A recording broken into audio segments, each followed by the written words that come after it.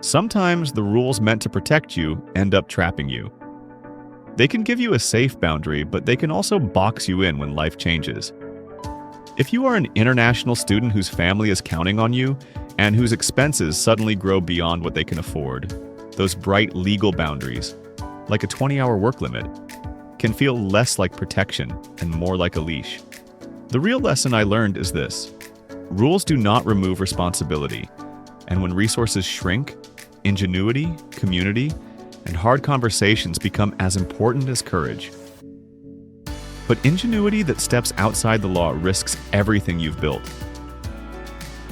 There are safer paths, clearer communication, asking for help, learning the legal options available to your visa, and, when necessary, revising plans with dignity rather than desperation. My name is Priya.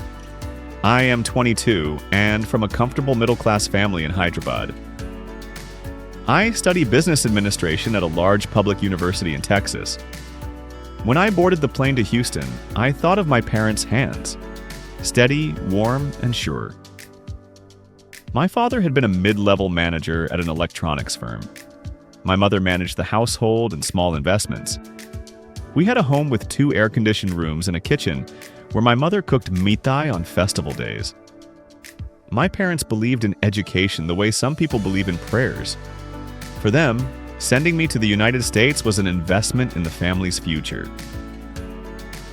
They had saved, they had borrowed, they had sold a small plot of land. My scholarship covered part of tuition. The rest was our promise that the exchange rate would stay manageable and the money would keep coming. In the quiet evenings before I left, my father squeezed my hand and said, "Study, come back with answers." My mother kissed my forehead and pressed an envelope of photographs into my luggage. The first year in Texas was a bright blur. Everything felt possible. My dorm room was small but tidy. A futon, a narrow desk, string lights I bought at a campus store, a poster of Mumbai hidden behind my textbooks. My schedule was full with business administration lectures, accounting at 9 a.m., organizational behavior at 11, marketing in the afternoons. I loved the structure of it, the way frameworks reduced chaos into models and case studies, and I loved the lab where students from all departments came to work on group projects. The campus had a campus-wide lab assistance program, and I worked as a lab assistant in the student computing lab. I helped students log into outdated software, reset passwords, and monitor the machines. It was not glamorous, but it paid, and more importantly, it was legal under my F1 visa. For the whole of my first year, my parents covered the rest. Then, the second year arrived like a cold shower. The rupee had weakened against the dollar. The numbers in my parents' bank account didn't change, but the cost of my tuition and rent in dollars did. My father's letters became shorter and more hesitant. One Sunday evening, we were on a video call and my father, who had always been the stoic voice, had to clear his throat. "Priya," he said, "we can continue to support you, but not at the same level. The exchange rate, it's worse than we thought. Maybe half of what we were planning."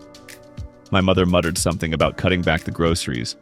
I smiled and told them not to worry, that I would be okay. In my head, a clock began ticking.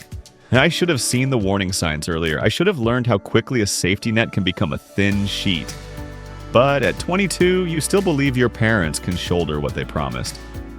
And I had convinced myself that it was temporary, that I would find a way.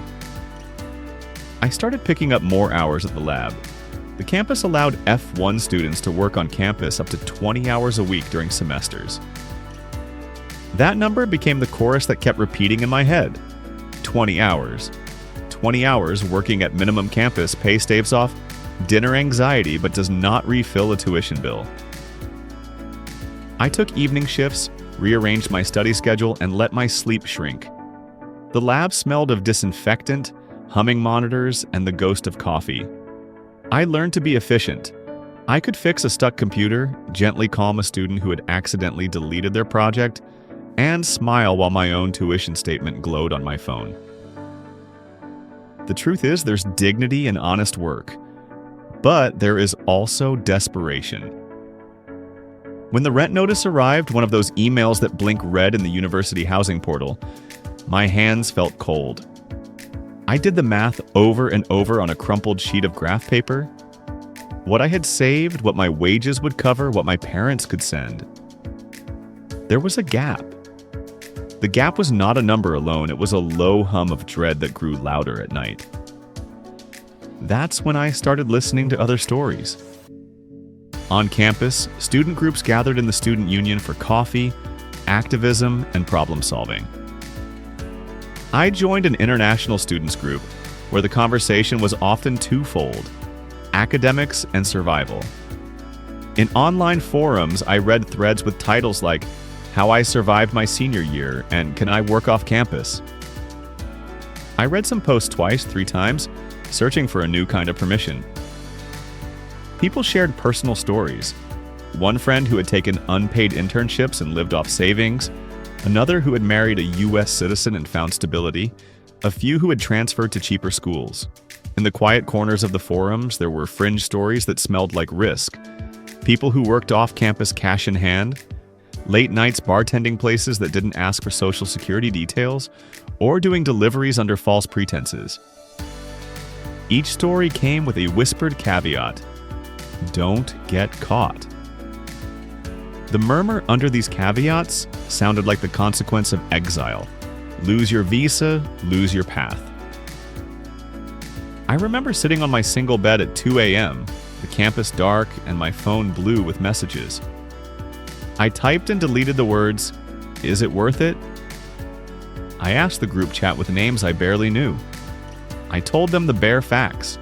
Family had cut support. My hours on campus were maxed. I needed more. The responses were a mixture of sympathy, practical advice, and silence.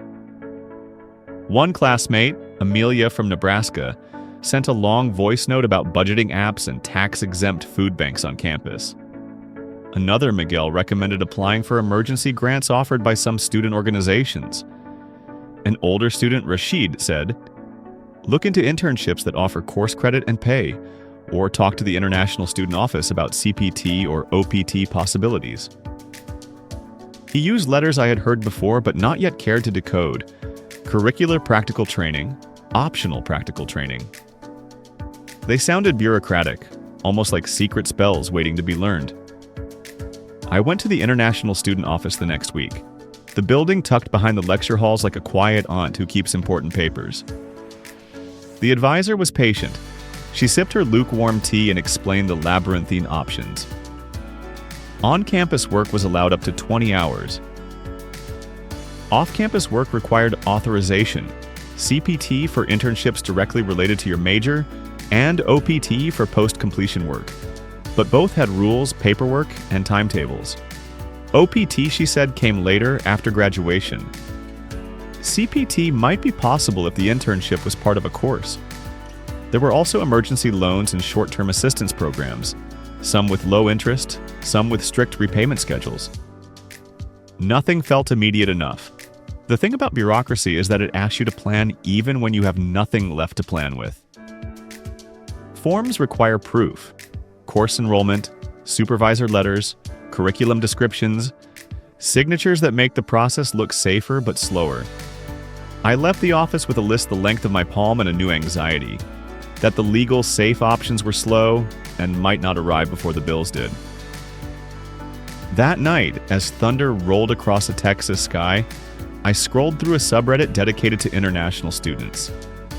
There it was again, a thread: working off campus without authorization. The top comment was blunt: "Don't, you'll lose your status if you're caught." The responses below were split into 2 camps: those who insisted on legality and those who shared tips with the caveat, "at your own risk." A story from a student who had been deported filled the thread with warnings. Another writer claimed to have worked at a restaurant off the books and made enough to live, but cautioned that it was always a gamble. I was pulled between the slow, patient legality and the quick, intoxicating lure of immediate money. The more I thought about it, the more my nights felt like a tightrope walk with no safety net.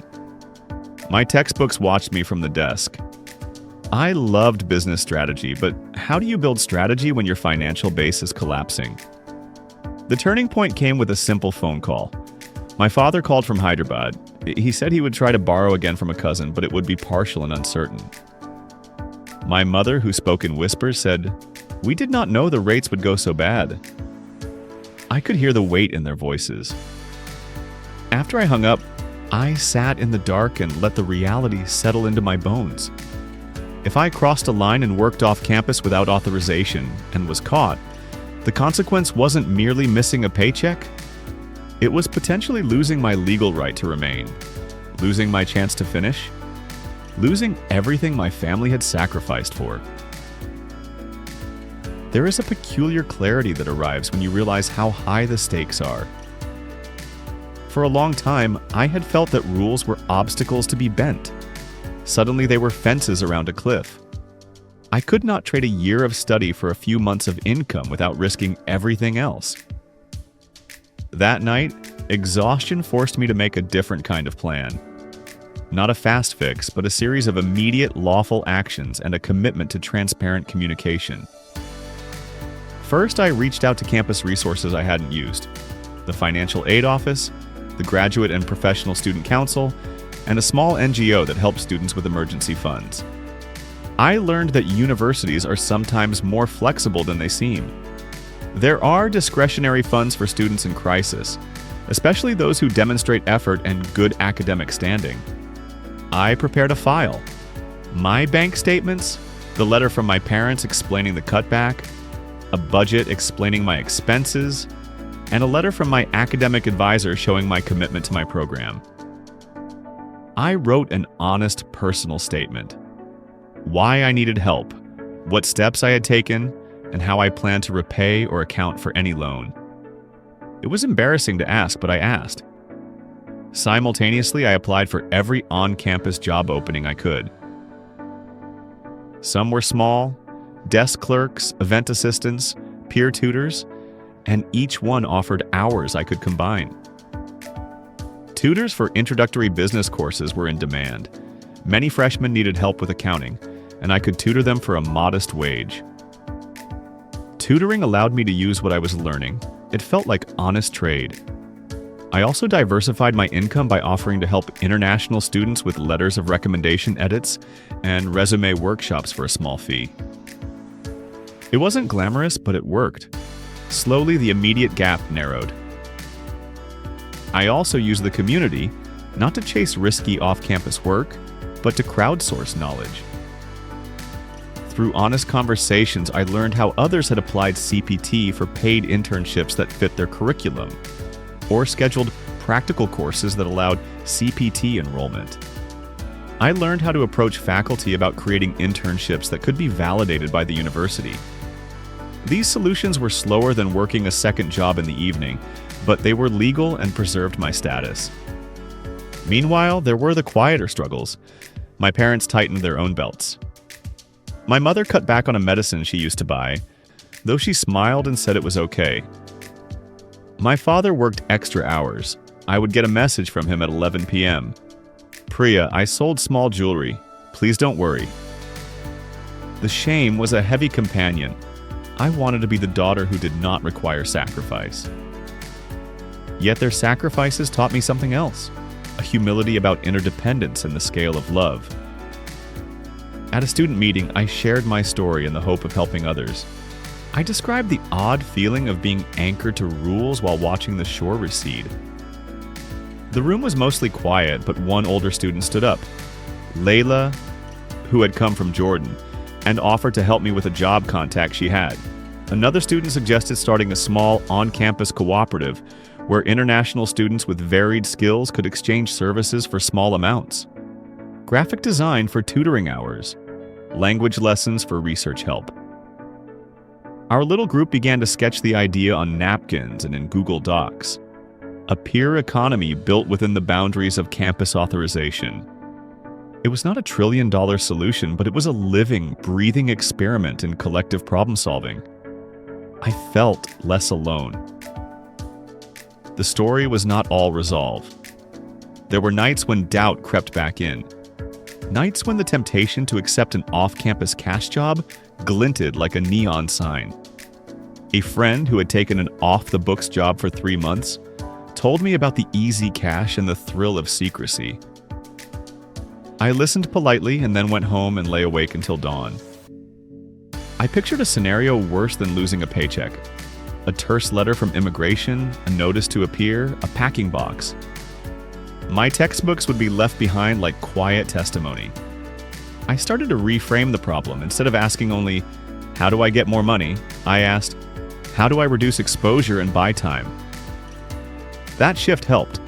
I negotiated with my landlord.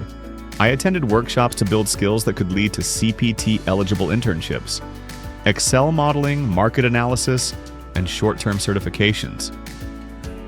I looked for scholarships targeted to international students. Each small step bought a little breathing room. Months later, a thin envelope arrived from the university's Student Hardship Fund. I remember holding the paper, my fingers trembling. They offered a modest grant to cover a portion of my rent for 2 months. I cried in the library bathroom behind a stall where the world hummed with fluorescent light. The grant would not cover everything, but it was permission. Permission to continue trying, to keep my status intact, and to rebuild. By the end of that year, I had cobbled together a patchwork of solutions. Tutoring hours, lab shifts, a short CPT-approved internship that I had negotiated into a spring practicum course with a local startup, and a small loan from a student cooperative that I pledged to repay. I had not crossed any legal lines. I had learned to be louder about my story, to ask for help, and to use the systems that existed, even if they were slow. The experience reshaped my view of business. In class, we studied supply and demand curves and the neat logic of markets. Life, I discovered, is full of hidden transaction costs, exchange rate shocks, familial obligations, and immigration law. Economic models assume perfect information and rational actors. Reality hands you surprises. The ethics of business is not merely about profit. It is about how systems either support or fail people at the margins. I thought of my professor's words. A good manager anticipates constraints and builds resilient systems, and realized that resilience is a moral as well as practical skill. There are small daily scenes that stay with me. The way the lab manager, Mr. Alvarez, always called me by my full name with a smile. The barista at the campus cafe who started a tab for me when he noticed I was short a few dollars for coffee before a big presentation. The student who paid me to edit her resume and then invited me to a potluck where she served her grandmother's curry. These moments stitched a safety net whose threads were human, not institutional. I still check the forum sometimes. People write in anonymity about risky choices, and I read them as if they were books I once loved and then feared. When someone asks, "Is working off campus worth it?" I reply now with careful honesty, it may fix the short term, but it can destroy the long term. Look for campus resources, talk to your international office, hunt for CPT-eligible internships, join groups, ask for emergency aid, negotiate with landlords, be loud in asking for help. Sometimes people respond with gratitude, sometimes with doubt. I do not know what they will do. I only know what I did. Today I sit on the same dorm bed, older by experience. My hair has a few independent curls I hadn't combed out. A sticky note with an assignment date clings to my lamp. The campus trees have shifted colors with the seasons. I am still a student of business administration, but my thesis now contains footnotes about the unseen costs of migration, the fragility of international students' finances, and the ethical responsibility of universities. I plan to publish an op-ed about the need for more flexible funds for international students, and to push for programs that create more CPT opportunities. If you listen to this story on a YouTube video read by an AI, I hope you hear the small details. The scratch of my pen as I calculated budgets, the soft thud of a dorm door, the distant honk of cars on a Texas highway. Those small things are the texture of real life. They are also the proof that this story is not an abstract case study, but a human life. I will end with a final lesson because I started this way and it feels right to close the loop. Rules create frameworks, and those frameworks are vital. They protect status, fairness, and order. But when rules collide with human need, the compassionate thing is to expand the frameworks, not to punish quietly. If you are someone who can influence policy, an administrator, an educator, a listener, please imagine what a different system might look like.